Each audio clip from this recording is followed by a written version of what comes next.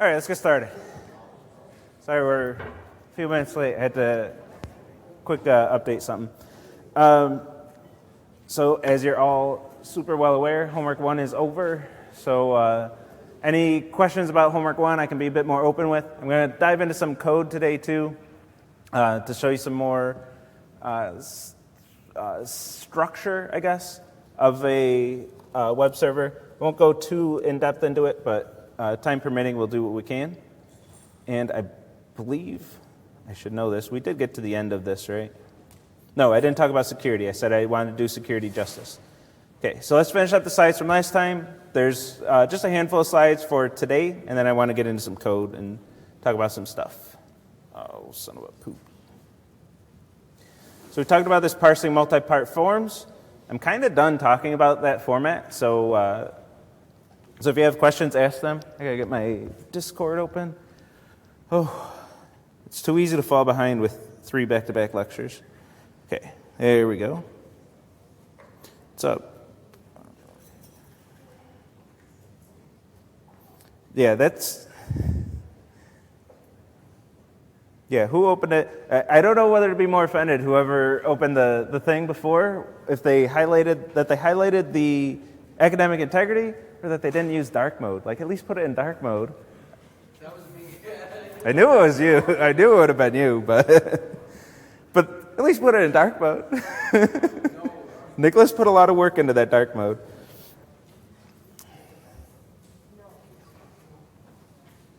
Yeah, it's a loss, but we'll get over it. We'll have a great season still. So we support file sharing, and if there are any questions about multi-part, I'll be happy to hear them. But by default, I'm not going to talk about the format again, because I really said everything. I said everything about the format. The big thing is I'm talking to you about what the format, the structure is, and it's your task to do all the parsing, to write all the code that parses this format. So that's the big challenge for homework 2. I hate to say, it's just the big challenge of homework 2. But we support file sharing. This has a big implication. So for homework 2, it's an image share site, an image bulletin board, and the users can submit images, and then every user downloads those images via paths. So in your HTML, you're going to have paths to all the images that were uploaded, and then in your server, you're going to host those paths by saying, if somebody gives me a request for /images/whatever, I'm going to take that whatever, look in my file system for a file with that name in my images directory, open that file, and serve the contents of that file to my users. We did this in homework 1, except we had a fixed list of like 8 files that you could host. And I said it's okay to hard code those, and I didn't give any security warnings, so the security wouldn't apply to homework 1. Don't panic if your homework 1 has a big security issue here. I'm okay with that because I didn't talk about it in lecture during homework 1 content. But now we have a big issue. Oh yeah, and if the file doesn't exist, hit them with a 404. File doesn't exist, file not found. So there's a big security issue here. You're hosting files at this path, /image or images/whatever. I don't specify how you have to host your images for homework 2, but the easiest thing would be just to borrow the structure from homework 1 and expand on that. So image/file name, and someone submits this. Someone sends a request for this. /image/some file that you would rather them not have the contents of. If you're not careful, your server is going to read this file, get whatever contents are in that file, and serve it to whoever made that HTTP request. And the person who made that request might not be respecting your directory structure and saying, oh yeah, I'll give you a file name that's going to stay in the images directory. They might not do that. And this attacker just requested your private encryption keys. They're going to log in to servers where you have your SSH public keys uploaded. They're going to mess with things once they have that. Probably log into the server that's hosting your site and just wreak havoc. Like, they'll be logged in as you because they have your private encryption key. The server's going to trust you, and you're just going to do whatever you want after that. The attacker just has full control, basically, after that. They're basically you on your own server. The server's going to trust you, right? The server's going to trust this attacker. Bad news. We don't want to allow them to just access any arbitrary file on your file system. So we have to be careful when we're writing these generic paths, these paths that can host tons of different content that doesn't even exist when your server starts up. Like, you start your server, you have no images uploaded, users are going to be uploading images, so your code can't even know what's in that directory. Can't even know. So you have to have something in place that's going to be flexible enough to allow those images to be served, but not so flexible that it allows attackers to just navigate your directory structure and just access any file on your hard drive. Yeah. So in the homework one, where we hard-coded the file names, we're switching now to one where you kind of look it up to see if it's there, and the issue with security is that you don't want people looking up stuff that they're not supposed to have that's on the back end? Yeah. Yep.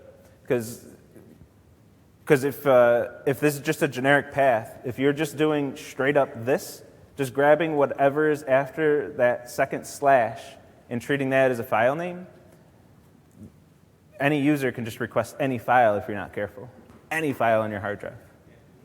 We don't want them doing that. You can't do that. Yes? Am I allowed to say a way that I think you can circumvent this?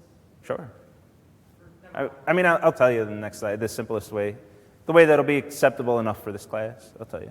Removing slashes that's it. That's all I'm going to say. Well, do you have an idea? I'd be happy to hear it. No, that's basically what you checked me for, but then you still have to remove the slashes afterwards. I'll need to change that. Yeah, you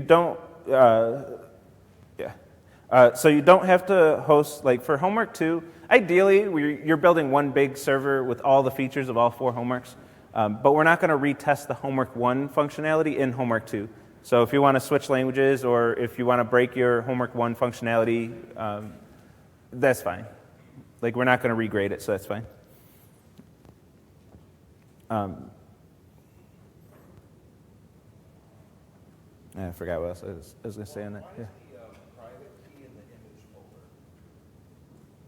So it's not. So this tilde will change directories to your home directory. So it's going to your home directory, then accessing your SSH directory, and then your private key inside that directory. So just taking advantage of directory structure shortcuts. Yeah, you can hardcode. So if you didn't hardcode the images paths for homework 1, it's one less thing you have to do in homework 2. But it was okay if you hardcoded them, if there was one less thing you wanted to think about. So, it was already on the slide. It was shown when I said that. So the easiest defense, just remove all slash characters. Now the user can't change directories at all. They have to stay in your images directory.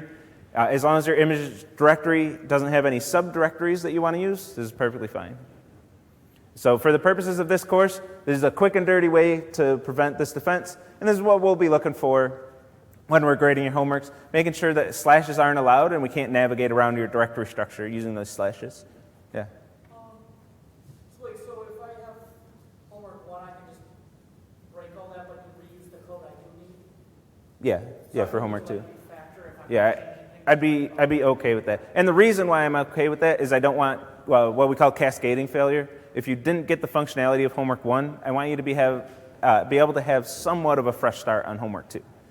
And so on, 2 to 3, 3 to 4. So I won't require all of that functionality. Some things will just naturally be required. You're going to be parsing headers on all 4 homeworks. That's just a fact of HTTP.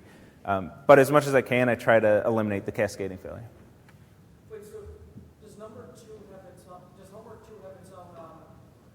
sample files, or can we just start anew? You can start anew. I mean, the easiest thing is to just keep building on those sample files, but it's whatever you want to do. But we can remove the previous functionality? Mm-hmm. Okay. Yeah, as long as it's not included in any objectives for homework 2. Yep. So if you remove those slashes, that'll suffice. Don't forget to do this on your projects as well. A lot of the libraries, you're using frameworks, a lot of the libraries are going to do this for you, but just make sure it is doing it for you. For your homework, you have to do it. Obviously, no libraries, no frameworks. You have to do this yourself. Make sure you're doing this. If you use a framework, usually the way the framework works is you specify a directory and you say, files are allowed to be served from this directory and this directory only, and its subdirectories. And then then there's code to prevent users from accessing anything outside of that directory, which is usually called public or static. And you specify that explicitly. If you don't specify it, you can't serve any files. But once you do, you can only serve files in that directory. Security reasons. We don't want this. You can do a lot more. The most fail-safe thing to do, maintain a list somewhere, preferably in a database, of all of the files that are valid. And if something's requested that's not a valid file, don't serve it. And you control the file names, importantly. When you're saving images, you don't want to use the file names that were submitted.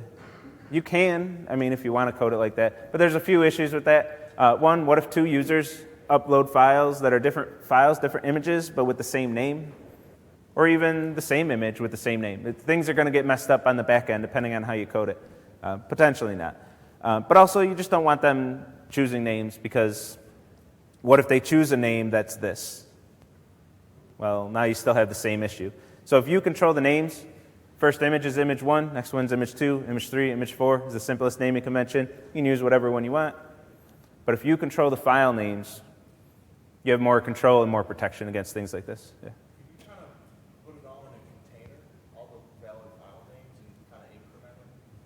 Sure. Yeah. Yeah, and at some level, this stuff has to be in your database.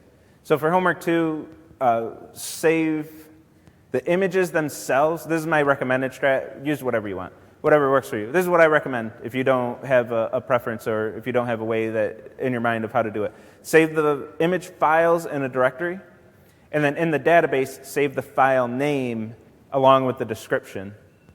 And then whenever you get a request, go to your database, get all the file names and descriptions, and then look up that file name. No, that's backwards. Add that file name to your HTML, and then you'll get requests for the files, and then serve those files from that directory. But don't store the images in your database. As long as they're saved as files, they'll be on disk, and they'll persist through a restart. But make sure that they're persisting a restart one way or another. Store them in files is perfectly fine. The images themselves don't have to be in the database.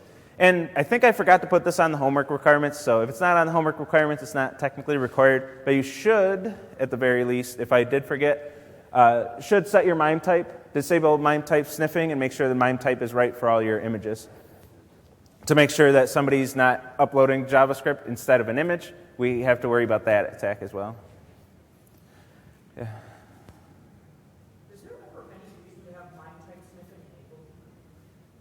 I would not enable it. No. I guess the only reason to leave it enabled is if you forget to disable it. It'll be the only time that it would be enabled. There's too many security issues with that. The browser's trying to help us out, but that's one case where I want the browser to back off. It's just an extra line of defense against attacks. All right, let's talk about HTML templates. So we have a problem when we get to homework 2. We have a pretty big issue we got to think about. So far, we've just been hosting static content. It's just been, here's the HTML, here's the CSS, here's the JavaScript, here are my images, that's it. But now, since the app, just to recap, homework 2, users are going to have a form. They can submit an image and a caption, and when they upload that image and caption needs to be displayed to all users. So whenever you go to the page, you see all the images and captions uploaded by any user. That means when you request the page, that HTML, the content of the HTML you serve depends on the content submitted by your users. So you have dynamic HTML content that's constantly changing. We got to do something about that. What are we going to do about this? So the answer is HTML templates. What we want to do is generate our HTML programmatically. So we want to take our HTML, what we're going to do is create what's called an HTML template instead of an HTML file. It's still going to be a file with HTML in it, but it's going to be an incomplete file. It's going to be the structure of your HTML, but with some placeholders for where the actual data is going to go.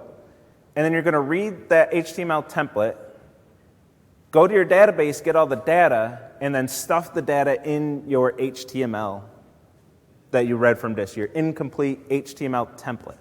And use code to replace those placeholders with the data that you want.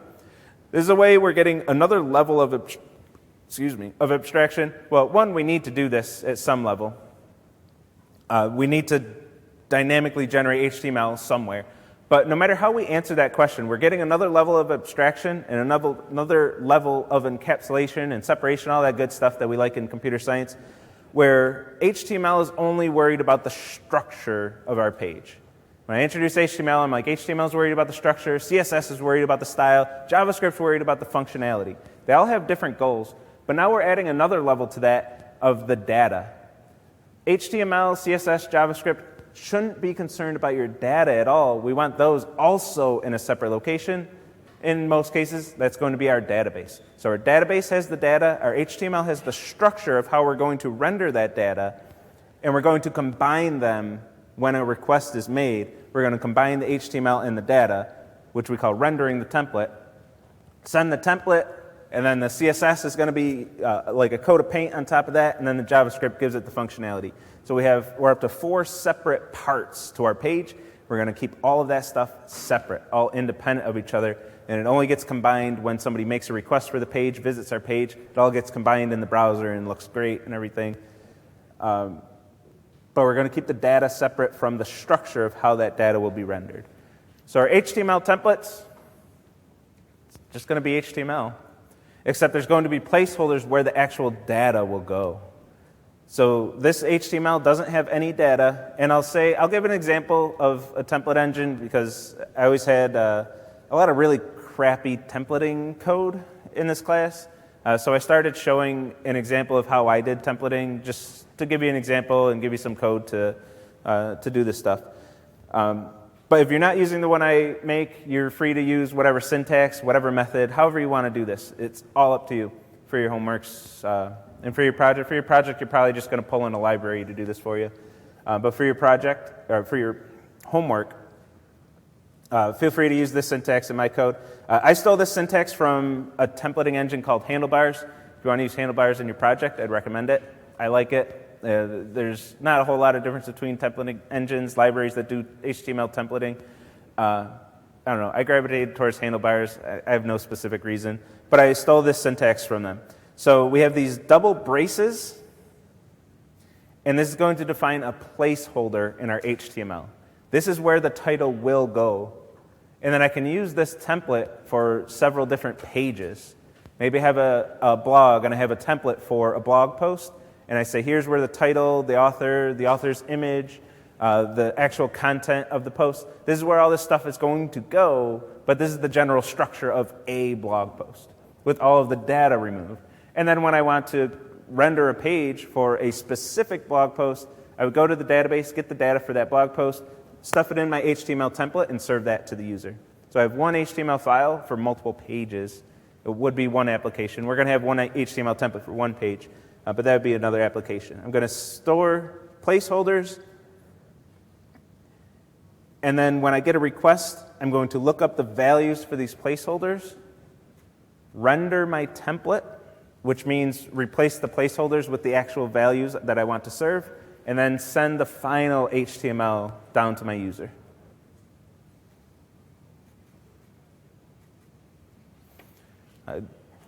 For the substitution, this is all strings. We're not worried about images for our HTML templates. The strings, use your string replacements. The double brace syntax, I like this because that's probably not going to show up in your content itself. If it is, escape these characters, but it's unlikely to show up in your actual content. So use these double brace placeholders. Be careful about your spaces. If you have spaces like after the E here and before the T, be aware of that. Just be consistent or handle that in your code. But it's string manipulation after that. When you read the template, from your database, combine this information, use string replacement, use regex if you fancy, but somehow you're getting those values in those placeholders. But in homework 2, we need multiple values. We don't just want to find and replace, though some students do. I mean, if you have a loop that generates all your content and then replace all of the stuff goes here placeholder, I've seen it. It's not that mad at it. But when you use libraries, even if you use that shortcut in your homework, you're going to use template engine libraries when you get on your project in this class and everything you do outside of this class. You'll just use a library for this. You're going to see some syntax like this where you can create loops in your templates or conditionals in your templates. You can have some control flow here and have placeholders within a loop and then give it a data structure and then render this content for each element of that data structure. And you would have more code written to be able to render this. Look for the loop, start loop and end loop tags. For what it's worth, when I show you the code, it only handles one loop or one conditional. So it'll just look for the start and end. And then render this content for each element in the data structure. Look for the placeholder or placeholders. You could have a list of objects or a list of dictionaries, I guess if we're talking Python, and render all of the values. Each of those values have multiple placeholders inside the body of the loop. Whatever you can think up, like you can use your programming skills and figure out how to render even more flexible content in here.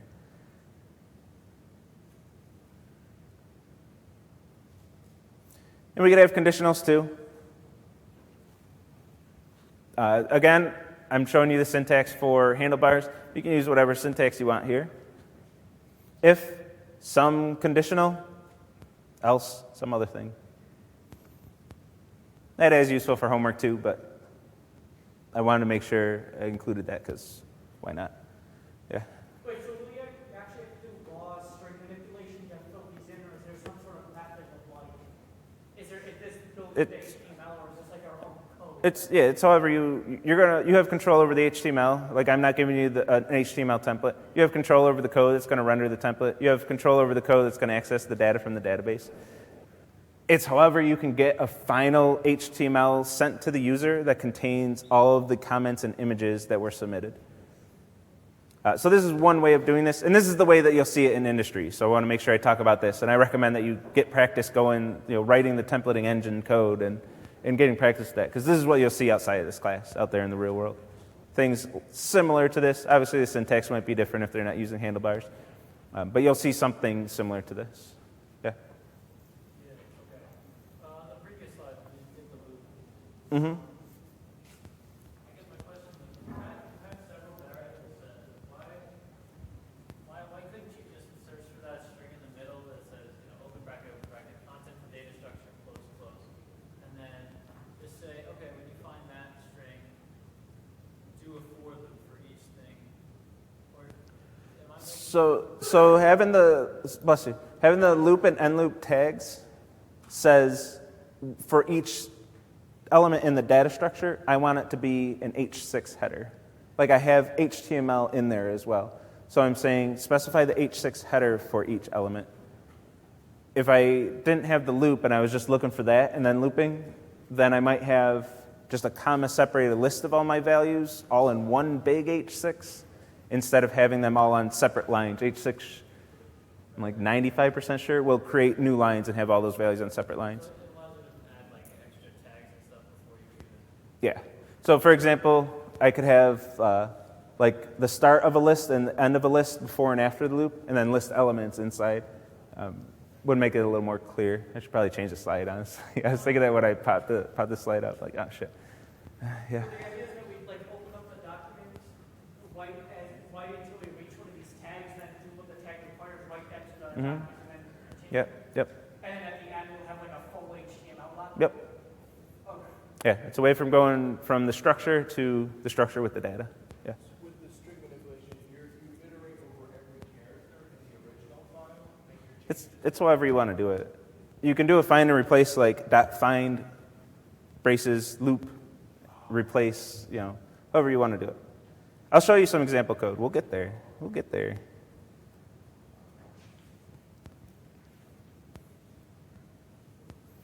And I think I already said everything on this slide. Let me just make sure. Oh, for images. This causes some confusion over the years. With images, you got a loop, and you're like adding images for each iteration of that loop. Don't overthink this. Don't overthink it. So you know that, say 10 images have been uploaded, you know that 10 images have to be served, right? But you don't have to serve them all right away. You're only serving the HTML. So if I was just serving regular HTML, like in the sample page, there's an image element with a source that's flamingo.jpg. You didn't serve Flamingo when the HTML was requested. So don't overthink it here. When we get to templates, I have a lot of students who overthink it. Just serve up image elements with source tags equal to the file name for that image. And that's it. You're just serving HTML. Don't worry about sending the actual images themselves when you're rendering your HTML template. You're going to send HTML with a whole bunch of image elements, and then a bunch of requests are about to come in for images. You know they're about to come in, but let your images path handle that. Don't handle that in your HTML template path. You'll get requests for those. You'll get 10 more requests for 10 images, and your code's going to handle that. Your server's going to handle that. Don't overthink it. And as always, everything's up to you. Everything I'm showing for a lot of these things, but templating specifically, this is an example of how you could do it. It's up to you how you want to do it. A lot of students, especially for templating, like to find some, try to find some weird cheese and do it in crappy ways, but ways that get them through the assignment faster than building a whole template engine. Things that aren't robust by any means, but get them through. If you want to do that, you know what, fine. But all right, so let's take a look at some code. We haven't looked at too much code this semester, so let's get some more in here. Especially now that homework 1's behind us. Let's take a look at some things. And I got to be careful clicking around here, so if I'm hesitating before I make a click, you know what's up. But let's take a look at this. So I have some HTML here. It's HTML, yay. And I have some placeholders here. So this is an HTML template where I have a couple placeholders. Here's a image name. And then for the image itself, this is what I mean, don't overthink this. Just put the file name, put the path in the source attribute of the image element. Just put the file name there, and then I'll get another request. I know I'm going to get another request for that image, but I don't care when I'm serving the HTML. I'm just going to send, make sure they have the right information that they need to make the following requests. Image name, I got a couple of placeholders here. So when I get a request for this page, for my index.html, I want to render all of this content. So let's get into some scary stuff here.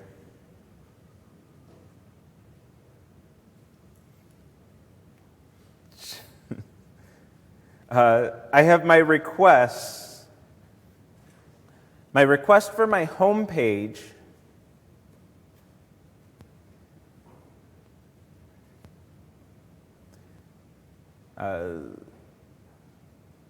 we can ignore the cookie stuff, and this is what I want. Instead of just opening a file and rendering it, I'm going to call my rendering code and just hosting it and serving it. I'm going to render a template. So I'm going to tell my templating engine, which I'll show you this code in a second. It's some of the code I will spoil this semester. I'm going to render this template. I'm going to specify the template name and then give a dictionary of all the values that I want to render.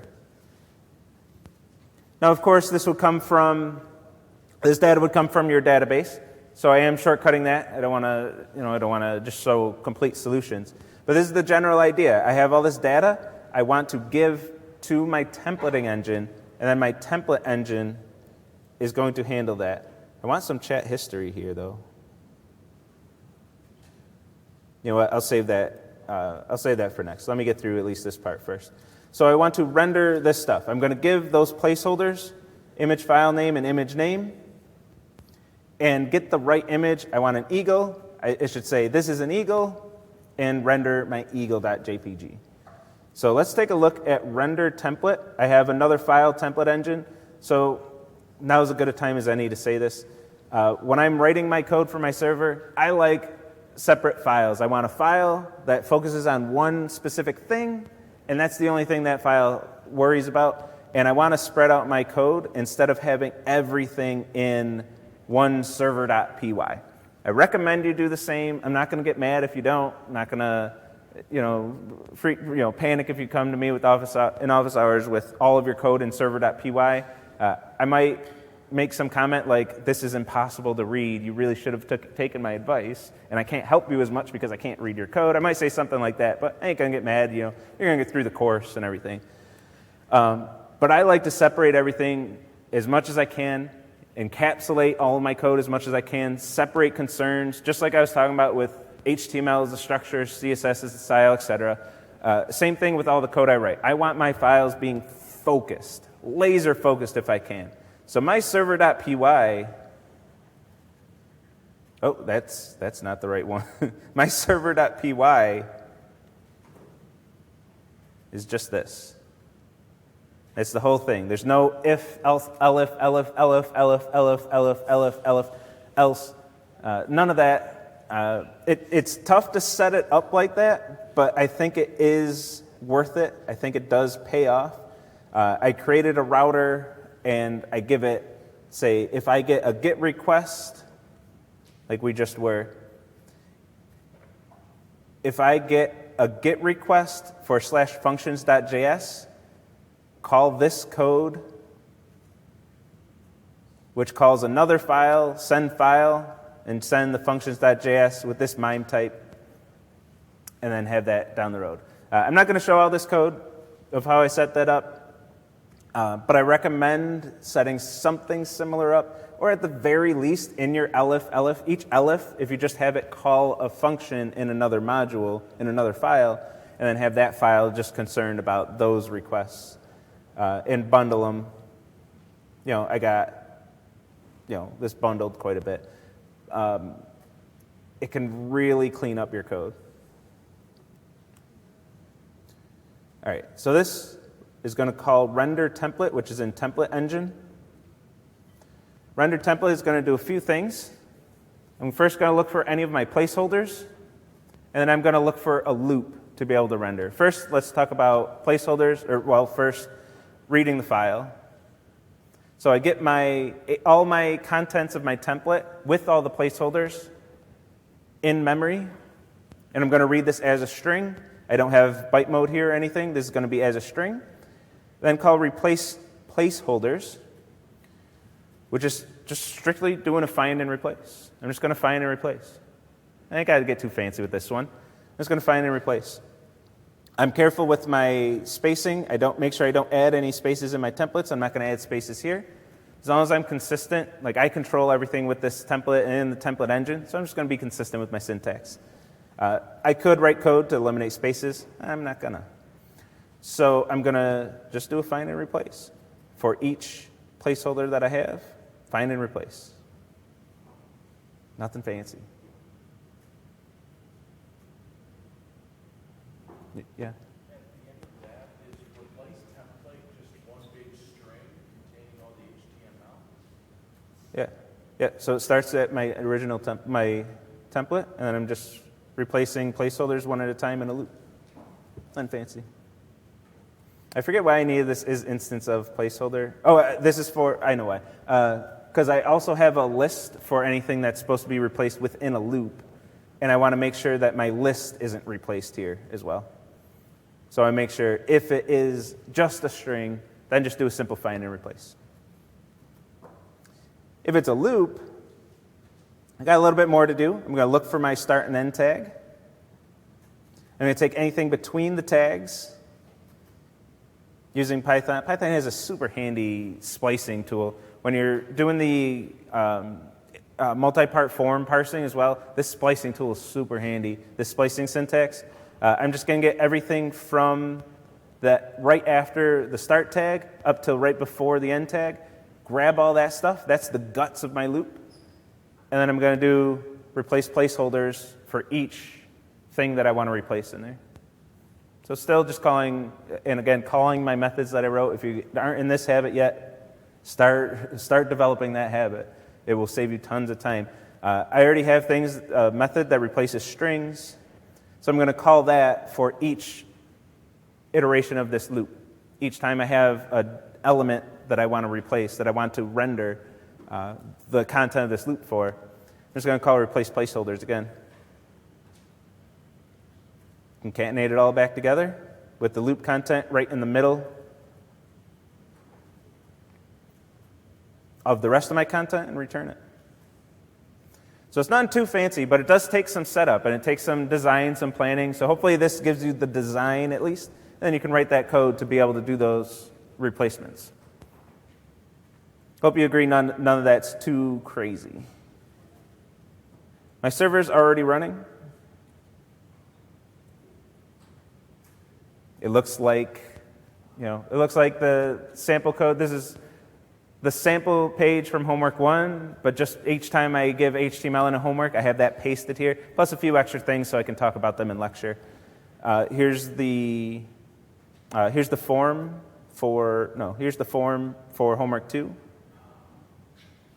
No, that's not the form. This is the form for homework 2. And here's what we want to talk about today. This is what was rendered from the template edge. And like I said, my front ends look garbage, like they just do. Here's an eagle. This was a placeholder. The image tag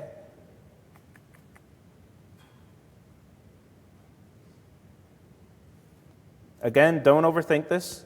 I just got the image with the source, with the file name, the path to the file, and then my browser made another request for image/eagle.jpg. And if I hover over it, I should see my text. Of course, it's not going to do it. Why would it? But we can see the alt text right here. It's an eagle. So everything worked. The last thing I want to show, we got time. Last thing I want to show is in static paths. I'm giving the loop data as chat history. So I have that loop code in the template, and I have a loop in my HTML that is functional. That's going to have username and message. It's going to expect username and message values and then populate with those username and message. And everything worked, but I don't see anything. Oh, no.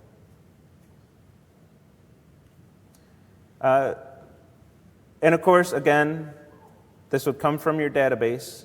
Where am I?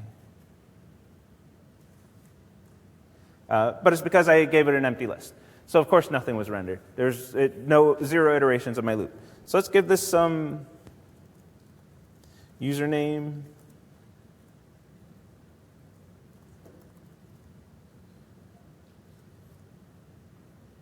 Username, message.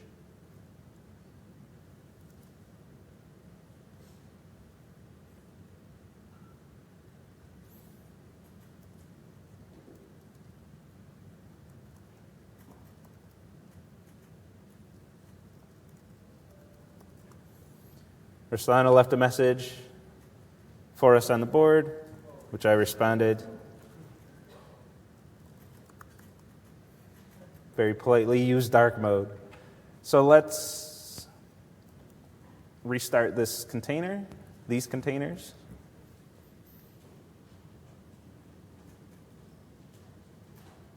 Stop faster. There we go. Oh, nope. You can just kill it. It's fine.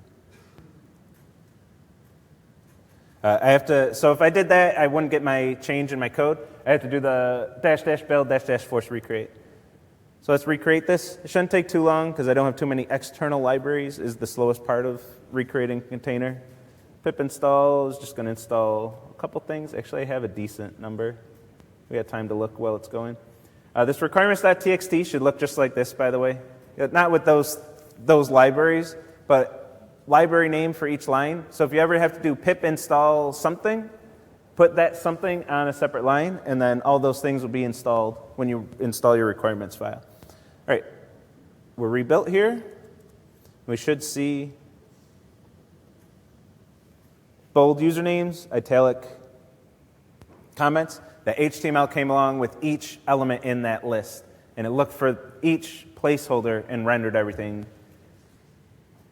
by looking for my loop start and end tag, and then rendering everything in the middle for each element of the data structure, which that part is what you want to do on homework 2. And have a visit counter. Yay. All right, any questions? Hey, even with questions, we got to everything I wanted.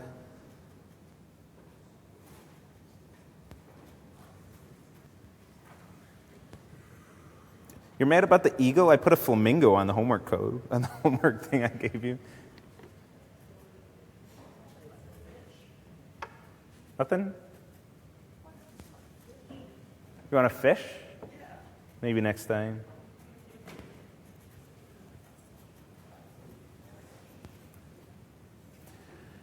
Have a great day. I'll see you Wednesday.